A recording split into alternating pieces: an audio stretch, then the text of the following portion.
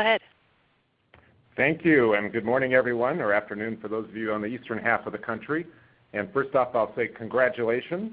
You are part of the largest single webinar that Huron has ever produced. Today we had over 500 people sign up to register for this program. So clearly, single IRB review is a hot topic in the compliance area right now. And we're excited to share our perspective on single IRB review and also to look at our plans for adding support to the Click IRB solution.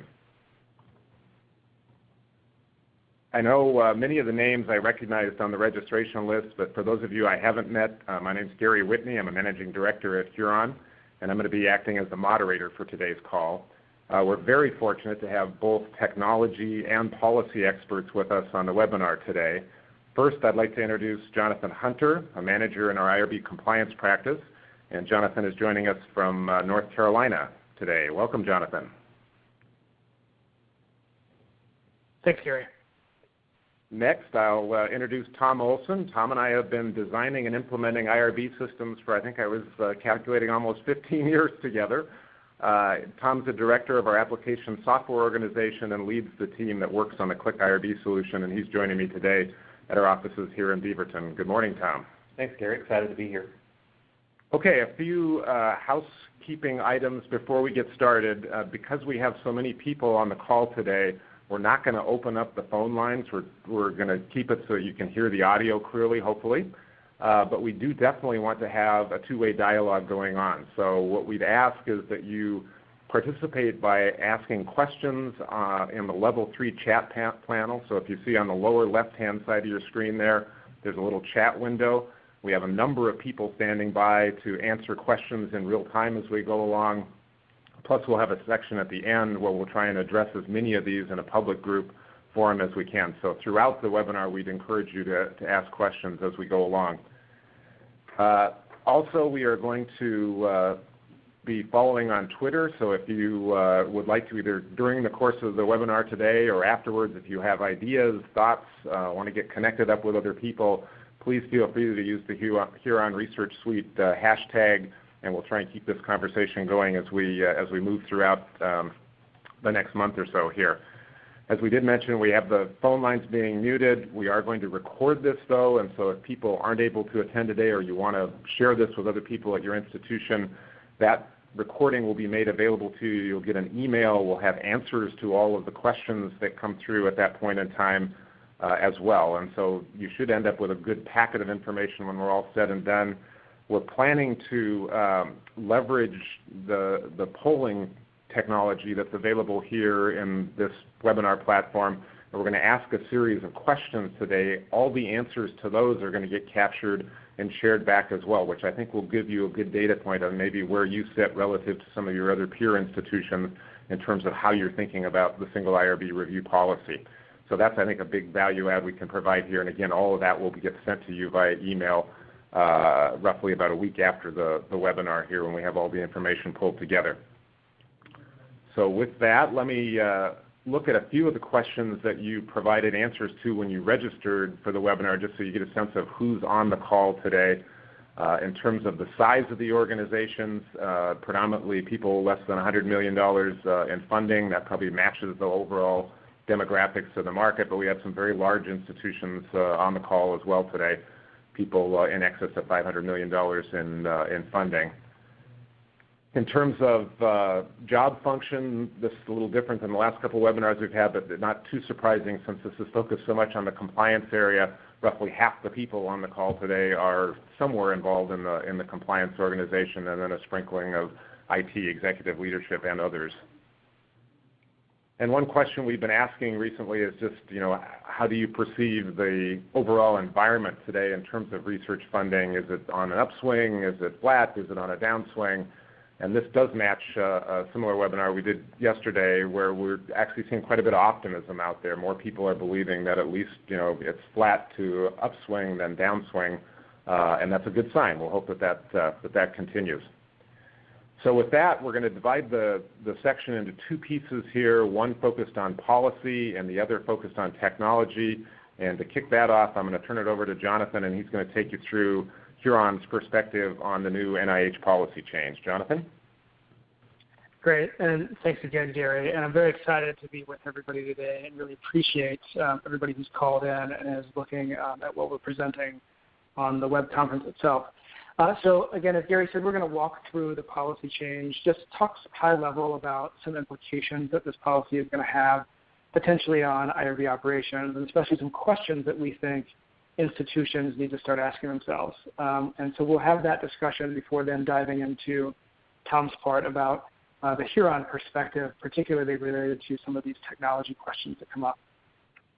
So you all know the policy. The policy was released in June, and it establishes an expectation that all sites participating in multi-site studies involving non-exempt human subjects research funded by the NIH will use a single IRB to conduct the ethical review required by HHS regulations. Policy, as of right now, is slated to go into effect on May 25th of next year, and that's for all new grant applications, renewals, revisions, or resubmissions. Again, that's the date right now that we know about, and so we'll just move forward with the understanding that that is what will be the case.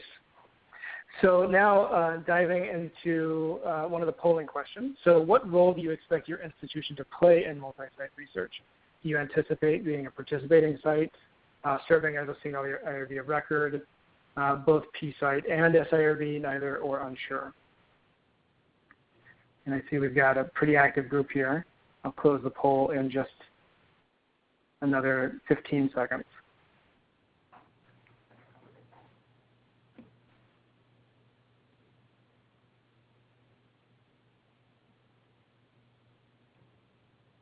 And there was a question that came up about, people didn't receive a poll ahead of time, and I should have been more clear about that. There were a few registration questions ahead of time, but the bulk of these polling questions we're going to ask in real time here, and we will be sharing the results of this back out to everybody afterwards.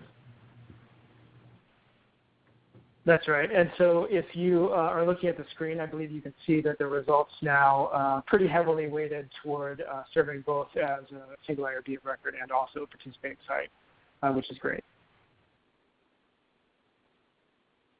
So then diving a little bit into the policy background, as you all know, since the regulations came out several years ago, the traditional approach to IRB review has been that each site will review a study, any given study itself. And that maps onto what Francis Collins at the NIH described, of course, as this older model of conducting research at one specific site. But as we know, a lot of research these days is very collaborative and multi-site. And so that traditional approach to research has, in many ways, shifted to the new multi-site approach. And so the background on the policy is that, well, why don't we bring the IRB review aspect of that into the new approach as well? And so that's where, of course, you all know is the traditional approach sits. And the NIH has identified several challenges associated with that traditional approach. So number one is the duplication of effort, multiple IRBs reviewing the same study, inconsistency of Irv Determination. So what happens, for instance, if a multi-site study has children, one site determines that to be minimal risk with a 404 finding, one site determines that to be greater than minimal risk with a 405 because there's a prospect of direct benefit. Another site determines that there is no benefit. Now we have some inconsistency. And then there also is the possibility for a delay in study startup associated with IRB review. Some IRBs have really quick turnaround times, some take a little bit longer, and it may be hard to sync all of that timing up to get the study going because you ideally want the study to be moving at every site at the same pace. Now we know that when it comes to study startup, of course, there are many facets involved in that, and so it's not just IRB review that delays startup, but nonetheless, this is a challenge identified. And so here's a quote from the announcement that Francis Collins gave. So for the majority of multi-site studies, the IRB at each participating site continues to conduct an independent review. This review adds time, but generally does not meaningfully enhance protections for the participants. This new NIH policy seeks to end duplicative reviews that slow down the study research. So again, you've identified the challenges that we talked about with the last slide, but then also on the positive side of the policy, the idea here is to enhance protections, and the enhanced protection the NIH says by having that review conducted by a single institution, or single IRB rather. So part of that, the NIH noted that there wasn't much evidence to support that multiple IRB reviews for any given study are beneficial. I don't know that we have a whole lot of evidence there, but nonetheless. And then the policy now creates an expectation. So there are several networks now that exist. The traditional approach, even with the regulations, allowed for multi-site review to be conducted by one IRB on a voluntary basis. I can think in particular of my own experience at the University of North Carolina before I came to Huron. Dan Nelson, Diane Toll, and I ran a pilot project for relying on central IRBs. UNC's turned that into a policy. So there are various voluntary efforts that have been happening over the last several years for streamlining IRB review for multi-site studies. But this new policy now creates the expectation.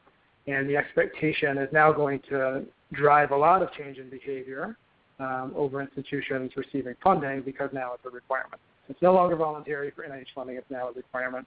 There are some exceptions, of course, but the expectation moving forward is that we will now have this large paradigm shift. So with this paradigm shift, there were challenges associated with the traditional approach, of course, but the NIH is hoping that as we move into this new model, there will be streamlining.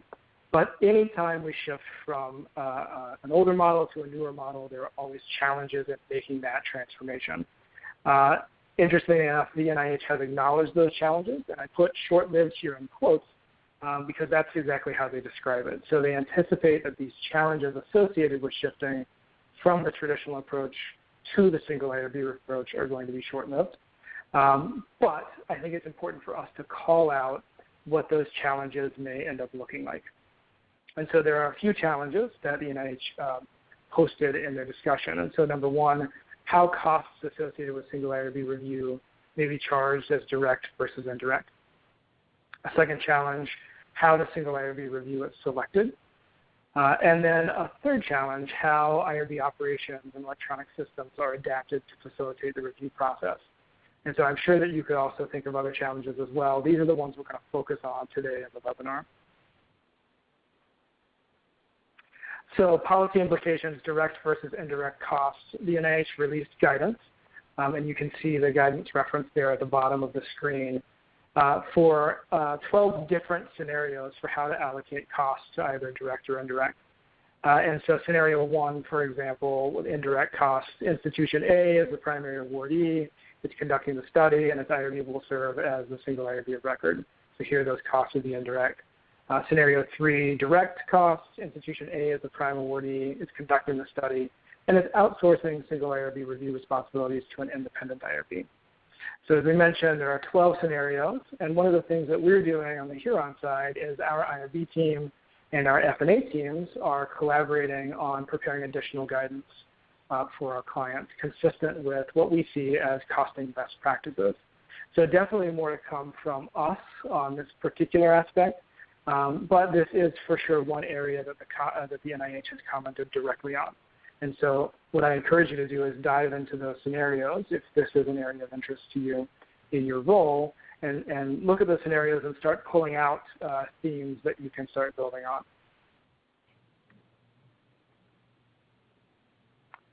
Another item to consider is the selection of the single IRB.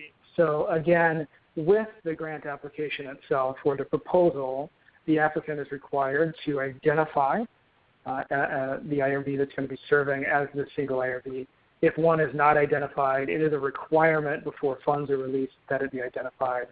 And so that is an important aspect. And so some considerations for the single IRB selection, a number of them. So experience and expertise represented on the proposed single IRB. So for example, are vulnerable populations involved in the research, and does this single IRB have the knowledge and expertise to review research involving those populations?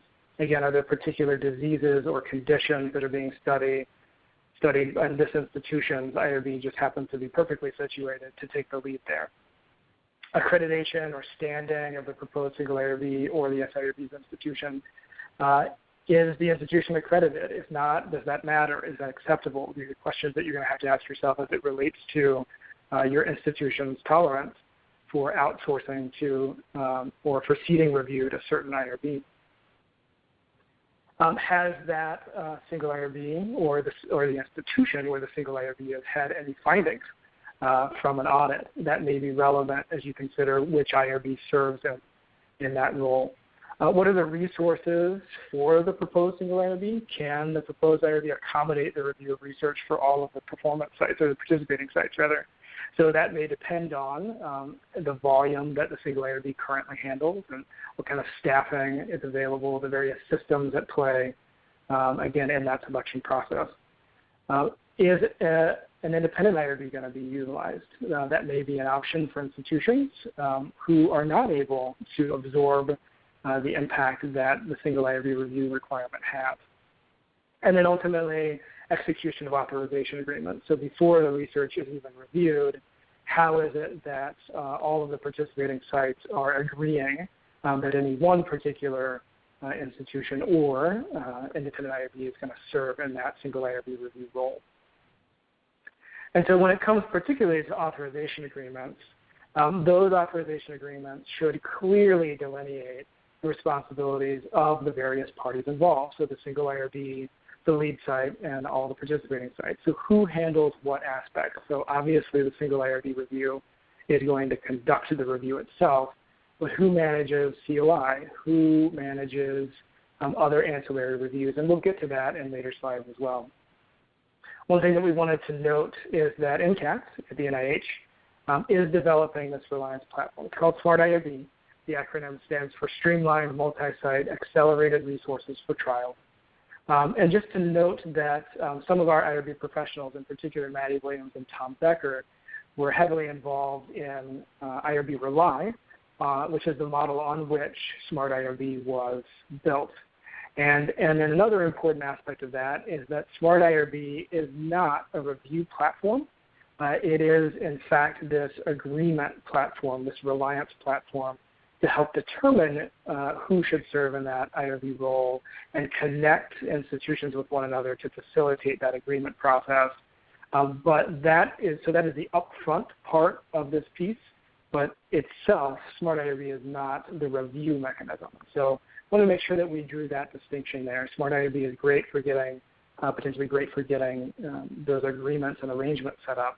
And then ultimately, what is the SIRB going to do and how? So these are areas when it comes to costing, when it comes to authorization agreements, that NIH has given us guidance on. And I think it's important for us as a community to review those elements, get familiar with them, so that we're ready on those components. But really quickly, before we dive in the rest, let's answer this polling question. How do you see your relationship with independent or commercial IRBs changing with the new policy? So will usage remain the same? Will usage increase, decrease? You're not going to use them at all, or you're not sure?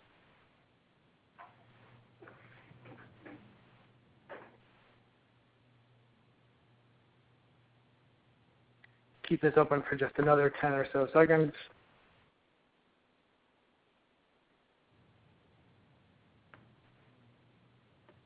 Great.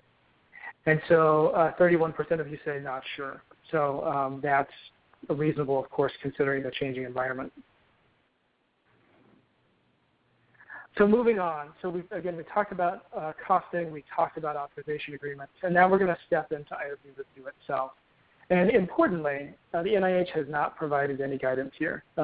They have stated that they will be providing guidance, but we don't have any. And so it's important for us as a community to think how we're going to get these things done in the absence of guidance to be prepared for this May 25th rollout of the new policy. And so there are many different considerations for institutions, both serving as a single IRB and also for those seeding review as participating sites. And so the next several slides, we're just going to walk through some questions that you'll need to be asking yourselves about how you're going to get this accomplished. So some considerations. So people, processes, services, and technology. So some questions. Who decides whether or not to serve as a single IRB for multi-site studies at your institution?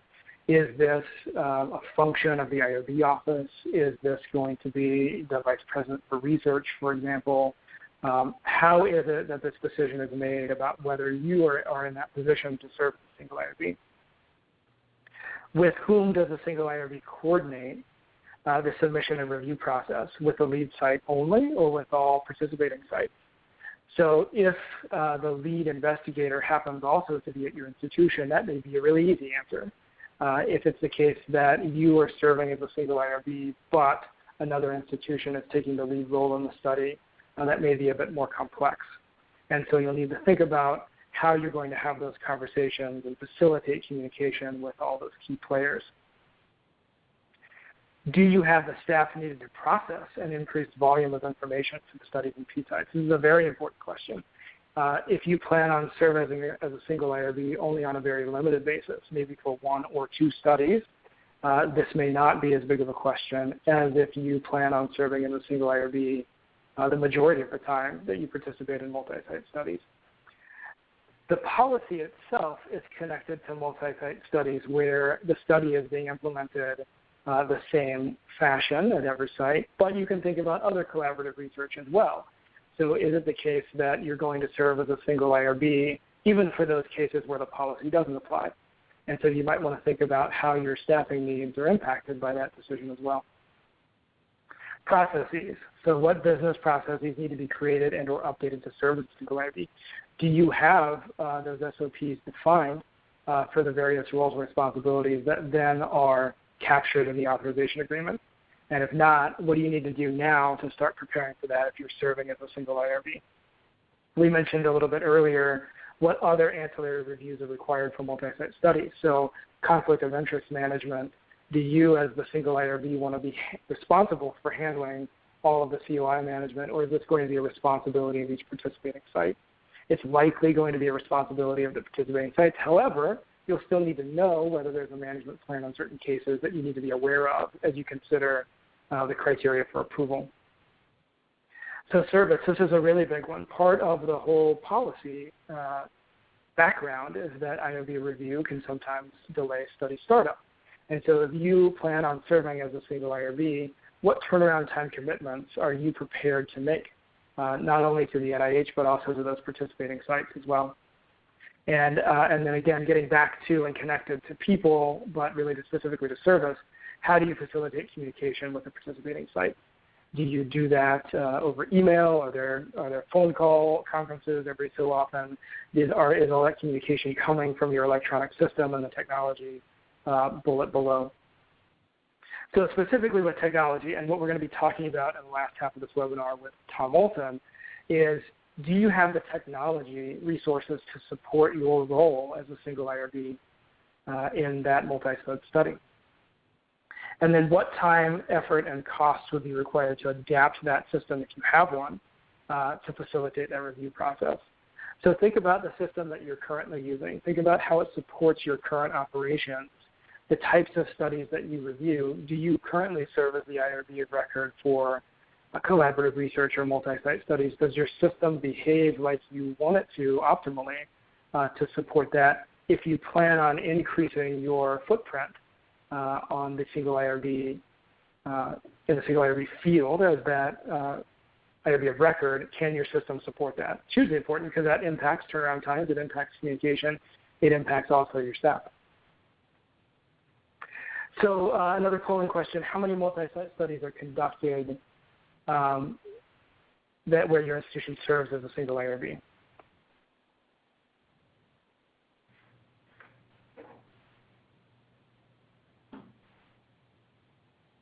And we'll give it another 10 seconds or so.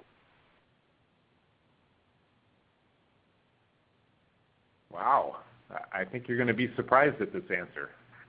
Yeah, I am surprised already. This is great. So I'm going to go ahead and close the poll.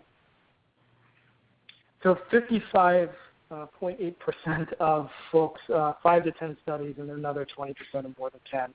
So that's even larger than I think I was anticipating seeing. So that's great. So these questions actually, are all the more Jonathan, pertinent. It looks like over half of the respondents have more than 10 multi-site studies. I apologize, yep. In their work, which is Sorry. incredible. That is incredible. Yeah, sorry, my view is a little bit different. I apologize. Okay, so another polling question. How many multi-site studies are conducted for which your institution serves as a single IRB?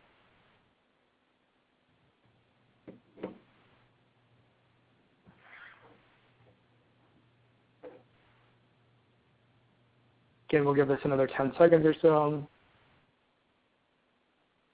People are pretty fast on the response. I'm impressed. Quick Yeah. tutors.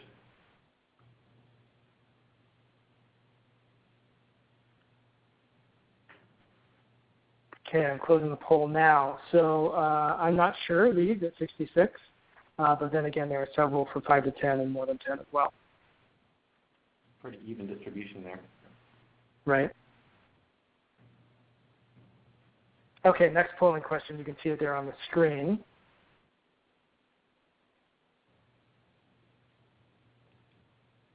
Will the number of multi-site studies where you serve as the sIRB increase? If so, by how many?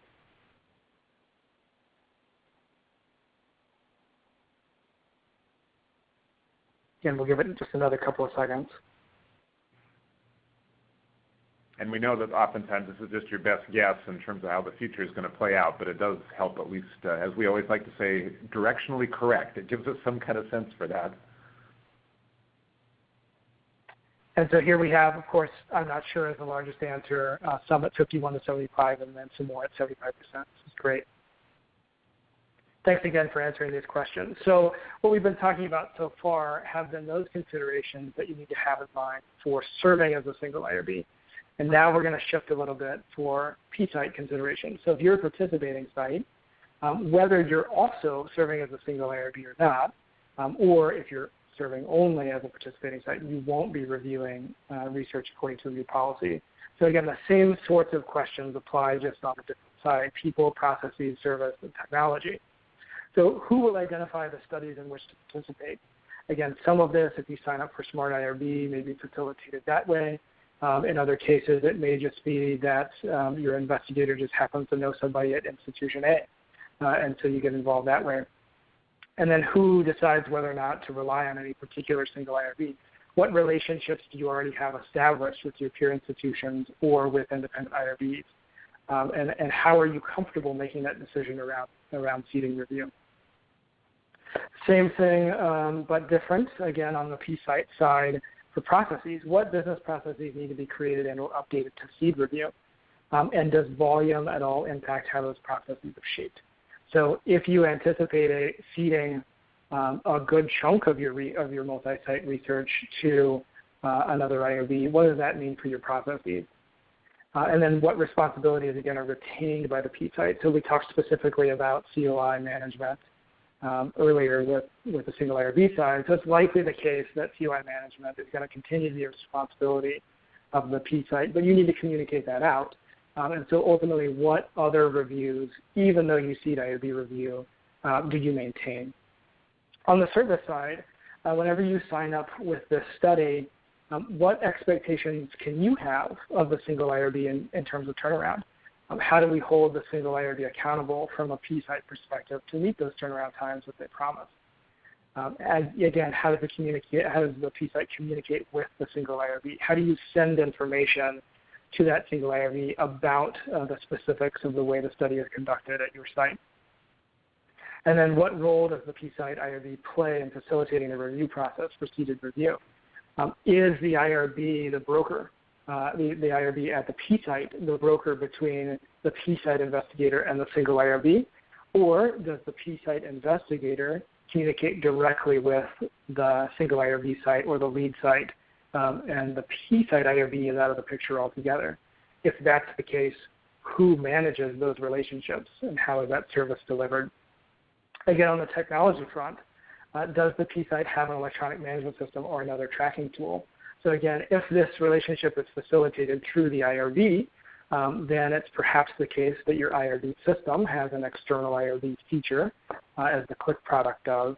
If that's not the case, and it's not the IRB system managing it, how is that facilitated? So what time, effort, and costs would be required to adapt that electronic management system to facilitate the process, this time of seeding review rather than serving as a single IRB? So all of these questions are huge. They're very important. Again, we don't really have guidance on this yet from NIH, although we do have experience from the voluntary nature of reliance to date. And there has, of course, been a lot of work around the country on multiple fronts on how to do this effectively. And so as we think about these issues, we wanted to now turn our attention to how specifically we at Huron are thinking about this from a technology perspective. And so although we will be talking specifically about the functionality that we have in our Huron software, we think that some of these lessons could be valuable for you, even if you're not on our latest software version or you have another system that you're using as well. Of course, obviously, we would encourage you to go to the Huron direction, but we think that the lessons here are applicable more broadly. So, Tom, I wanted to turn it over to you now, and thanks again, everybody, for letting me chat with you today. Thanks, Jonathan. Definitely some good information there. I appreciate the time. Before we transition, do we have a few more polling questions that we'd like to drive some information through? It's always informative for us. So how many multi-site studies are conducted at your institution for which you seed review to a sIRB, so where you are the participating?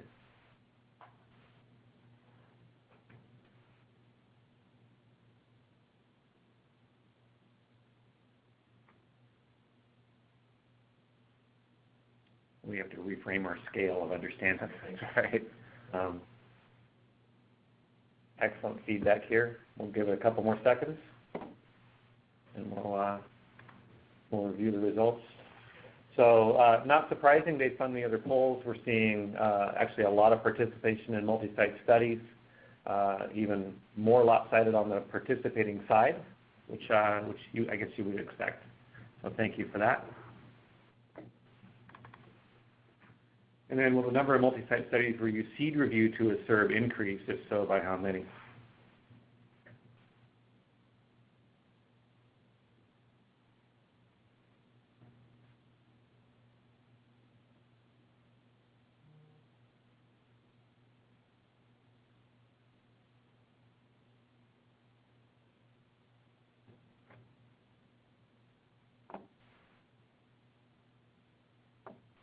Thank you for that. This looks pretty consistent with the results of some of the other polls where people are seeing marginal increase. Nobody's going to go crazy in here. So thank you for that. That's useful data. Well, people might go crazy, but it may be for a different reason. So reserve the right. Exactly. Yeah. So we'll make a transition here, and we'll start talking a bit about what we here at Huron are intending to do to support many of the needs that Jonathan highlighted. We're hard at work at the next version of our IRB solution, version 8.1, and we're offering a choice, obviously, across many of the choices that you have. And before we dive into some details about how we're thinking about approaching this, I am curious to know if at your institutions you've had some conversations about how you might work with your systems or other systems to adapt your needs and your support for the new policy. So how do you plan to comply with the new policy? Make minor improvements to your current system, outsource it entirely, consider a new system, or it's too early to tell?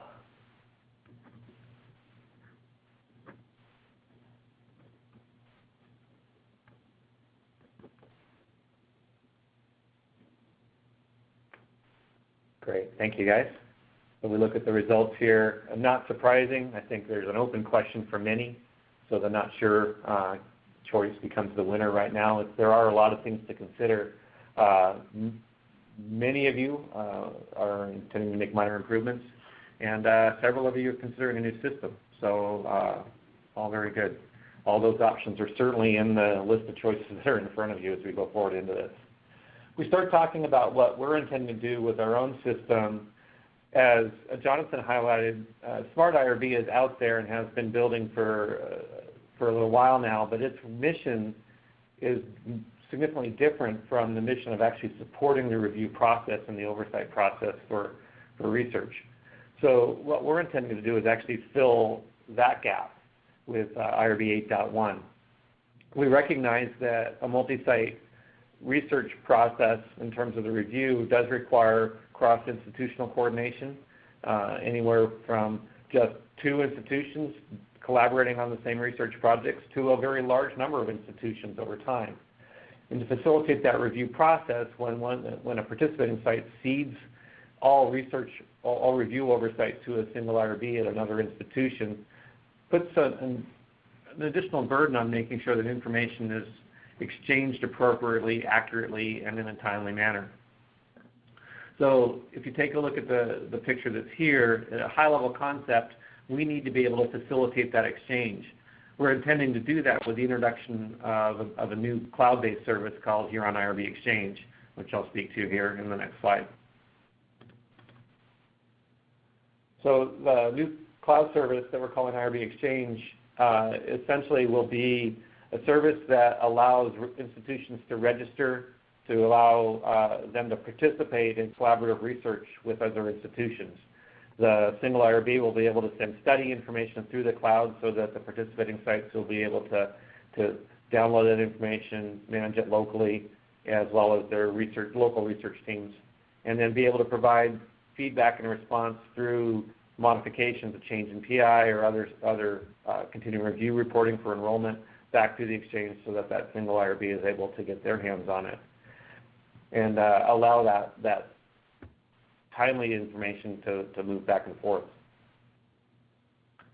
That IRB Exchange is a supporting product that Click IRB 8.1, which will be coming out here at the end of Q1, will natively know how to speak with.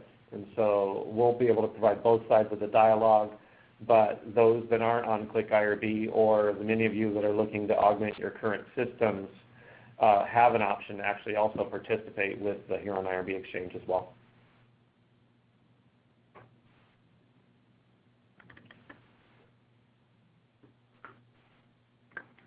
We're introducing the notion of what we're calling an institutional profile. Jonathan spoke about the details of managing that assurance, that authorization agreement to be able to define the nature of the relationship between institutions.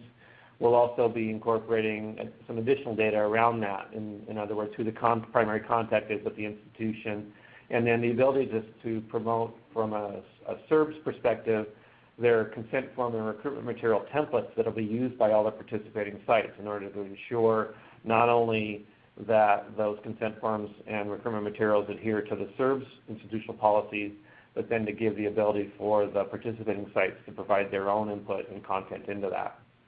So this provides essentially a central definition of how two institutions will relate and will drive a lot of the functionality then with the review process itself.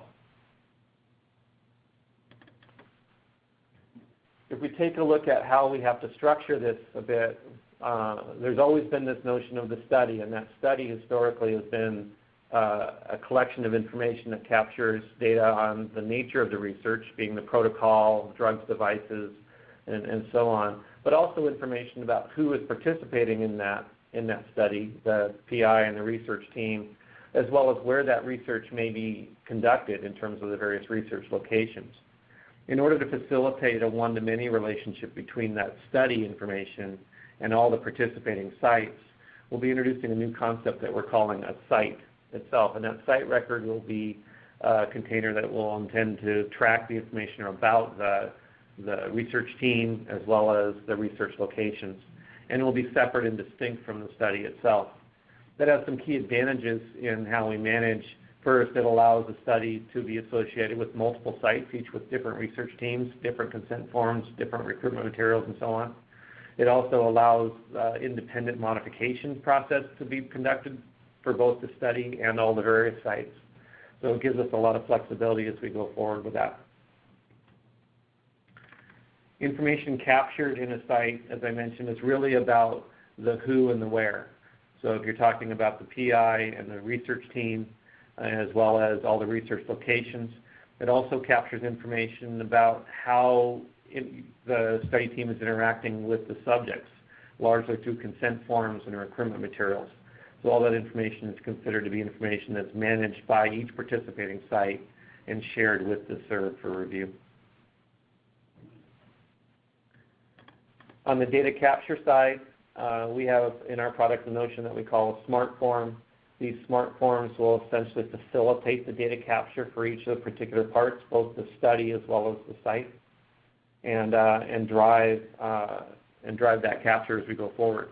we'll make every effort in our product to make sure that the seamless transition, especially for those running their system within the sIRB system, to be able to drive that relationship between both the multi-site study and that lead site's research team and recruitment materials and whatnot.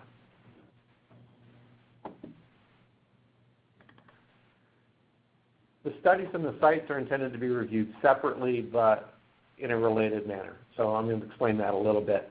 So each submission is its intact submission for review. So the study as it comes through as a multi-site study will define the science, defines the protocol, the drugs, the devices, and any of the concerns about the actual conduct of the research itself. That obviously is in the domain for that sIRB to review, and all the standard review steps and workflow that you have in your processes would be supported. The additional piece, now that we're splitting out the site, is also subject to review, and local institutional policies come into play there. Things like conflict of interest review or training review are local to that institution and how they enforce their own local policies. And so that's actually a separate review from the initial study, where that study is they're responsible of the sIRB, but each participating site has their own local discretion about reviewing their study team makeup.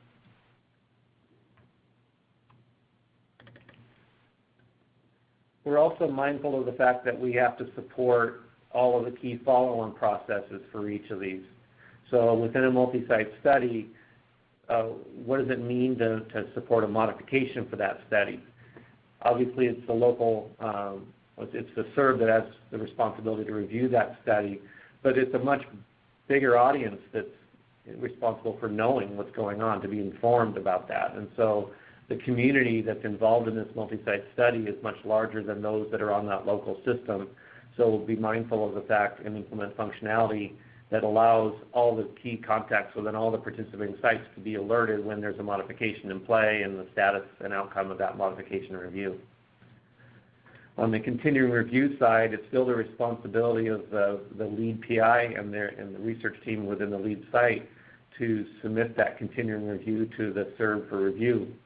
However, the collection of enrollment data is much larger than just the enrollment within that lead site. Enrollment information needs to be submitted by all participating sites, and we intend to provide capabilities within each of the participating sites and of the functionality to be able to submit that information through so that that lead PI has the necessary information to initiate a continuing review process. The sites themselves will be able to have modifications as well. Change in a study team, change in consent forms and recruitment materials obviously are subject to review for local institutional policies as well. And so the modification process will exist both within the single IRB of record system as well as in the participating sites. And the results of those reviews will be shared through the Irb Exchange so that both sides are understanding of the current state of review as well as what's the most recent approved material in the conduct of research. And lastly, continued support for reportable events, or in our product we call it reportable new information. Both sides are able to initiate the reporting of an event depending on how that event is associated with a study. If I'm in a participating site and I submit a reportable event and I associate that event to a multi-site study that is being overseen by a different institution acting as that sIRB, we will automatically send that information through the Irb Exchange to the sIRB so that they can conduct their review. The status of that review will then be shared back to the initiating site.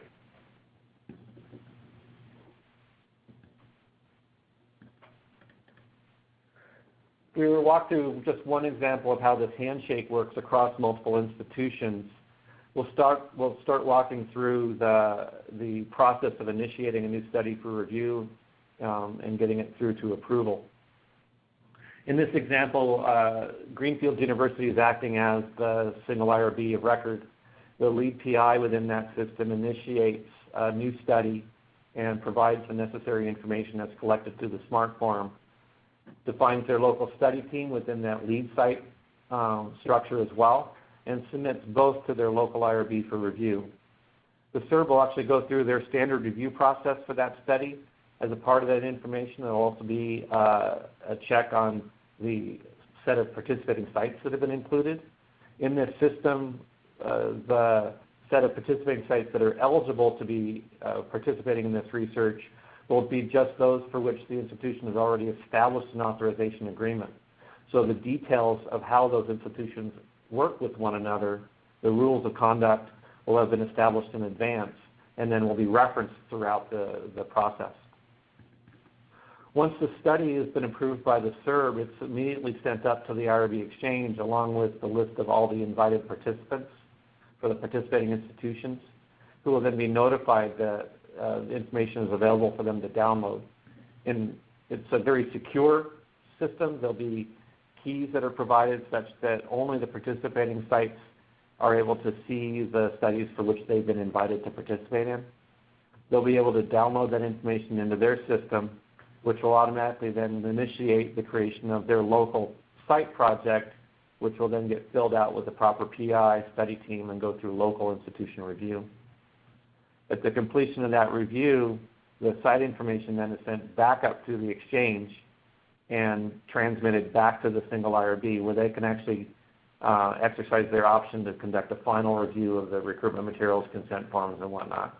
And once all has been passed through the approval process, there'll be an acknowledgement sent back activating that participating site along with any updates that might have occurred through the review process for the study itself. The cloud-based service that Huron will host will actually facilitate the exchange of all this information. However, all the actual work by the users will be conducted within the local system. It was important to us to be able to do that because obviously not all research that's conducted is multi-site research. There is a lot of local research going on at your institution, and the experience of your end users, the researchers themselves, should fundamentally be the same regardless of whether they're acting on a multi-site study or on a locally reviewed study. From their perspective, we're doing everything we can to keep their experience the same.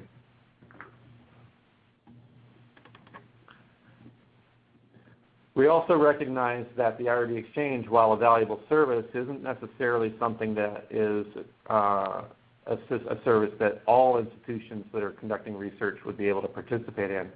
So we're mindful of that, and we'll also be instrumenting in the product the ability for each side of that dialogue, whether it be the sIRB or the participating site, to use a human proxy approach where they actually can manually update the information to keep it in sync based on the email notifications that are sent to all parties.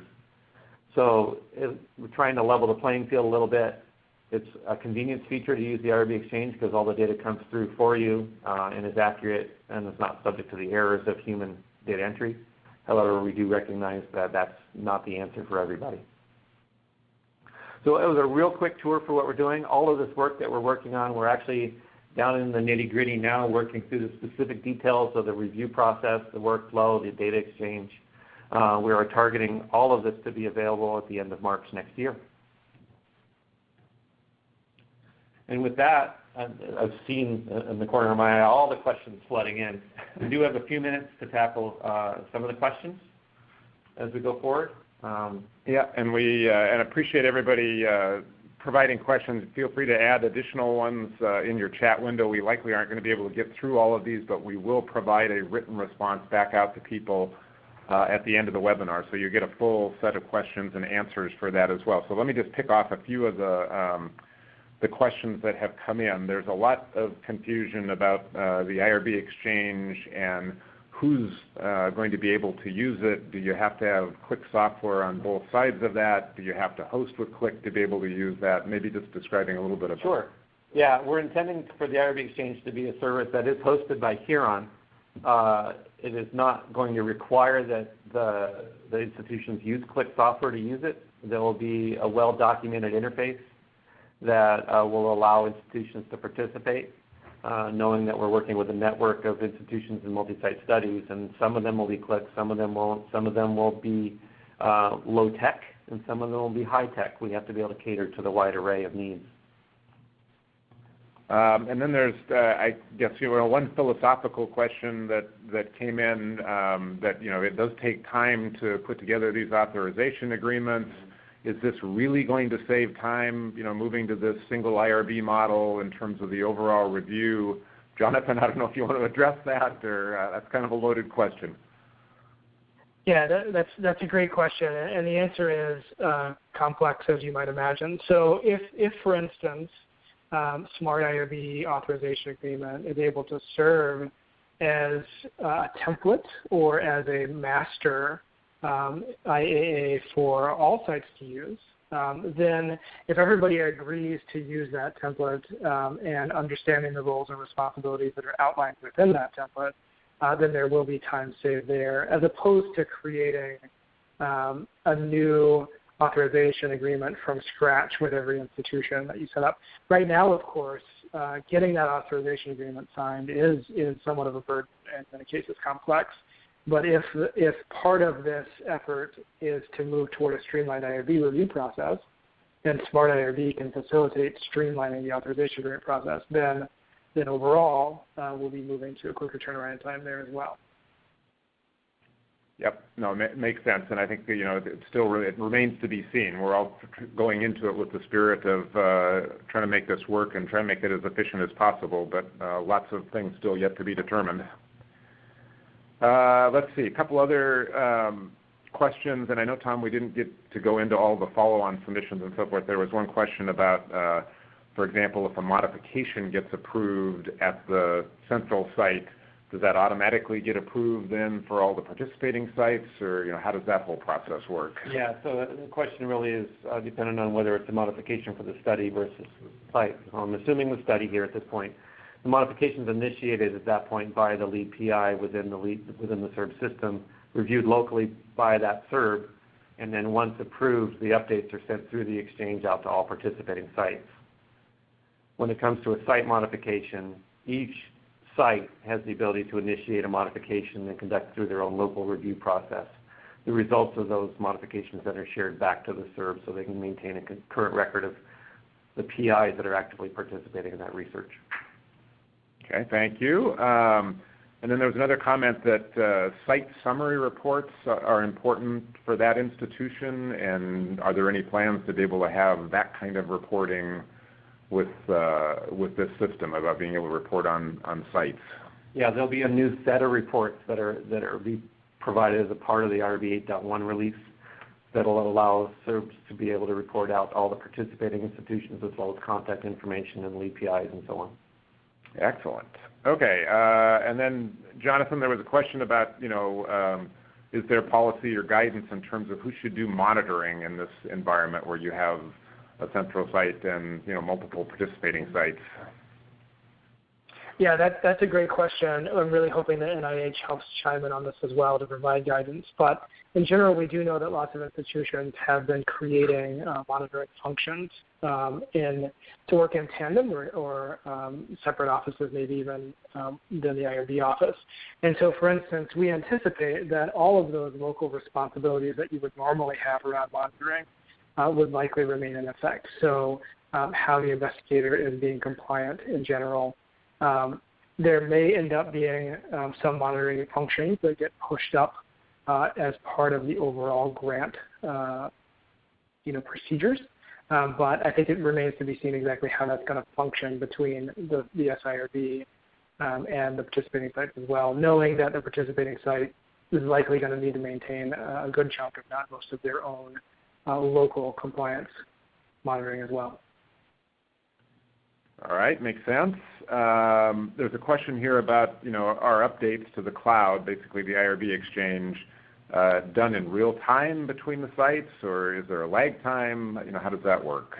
So it'll be real time. However, we do recognize that our ability to push information into participating sites is limited due to networking and security concerns. So each of the local participating sites and the SIRB site itself will pull information from the cloud at their own discretion. Notifications will be sent out encouraging that those that are involved to be notified that there is new information available. And we certainly love feedback on whether that could be automated further. Okay, and maybe we'll take one more question before we wrap it up. There still seems to be a little bit of confusion in terms of, Smart IRB, IRB Rely, what exactly it does and how that's different from IRB Exchange. Maybe we just want to reiterate that one more time about, the roles of each of those in the system. I know you touched on that a little bit, Jonathan, in terms of what Smart IRB is designed to do, but we should, I think, highlight the difference of that versus IRB Exchange. Yes, I'm sorry, Gary. Can you repeat that question, please? Sure. There was a couple questions that came in about people who are still a little confused about what Smart IRB is designed to do versus what the Huron IRB Exchange is designed to do. Yeah, absolutely. So Smart IRB really is that upfront process of identifying which IRB is going to serve as a single IRB of record. So for instance, if you take the NIH guidance around costings, they identify 15 institution scenarios. So if you're going in and you have 15 institutions, or maybe you're signed up for Smart IRB already and you choose study, it's who is serving as that single IRB and how that agreement gets settled between all those institutions. So that's really what Smart IRB is doing. Smart IRB is not handling the review process at all. And so once you've identified that single IRB, now it's the case that you move into your electronic systems to start facilitating the review process. And so if your institution happens to be selected in that case, well, that's fantastic. And so now these technology considerations and people, process, and service considerations for your site come into play in how you're going to make the review itself occur. So that's the distinction. Smart IRB handles the upfront. It's a mechanism for doing that. Once the upfront questions are settled, now we get into the meat and potatoes of the actual review process. Perfect. Okay, thank you. And again, we'll get answers out to all these questions that came in. You'll get a packet here within the next week that will have the recording, all the poll results, and the answers to the questions. Just a couple more quick updates. If you are attending Primer next week, a number of us will be there. We actually have a luncheon, I believe it's on the second day, that's focused just on single IRB review. So happy to continue this conversation there or come by the booth, and love to talk to you about that. Also, for the quick IRB clients, there will be another webinar on the 29th where we'll get into much more detail about specifically going forward your options in terms of adding this functionality, how best to do that, and so be on the lookout for an invite probably in the next day or so here on that, and we'll make sure everybody gets connected on that. With that, I just want to thank everybody for attending, and a special thanks to Jonathan and Tom for sharing their insights today with the research community. We hope you've enjoyed this. As you exit, if you have other questions or comments, there's a screen that will come up when you leave the webinar. Please provide that. We'd love new ideas, new questions, things that we can look at in the future. But with that, I will just say thank you for attending and have a great rest of your day. Thanks, everyone.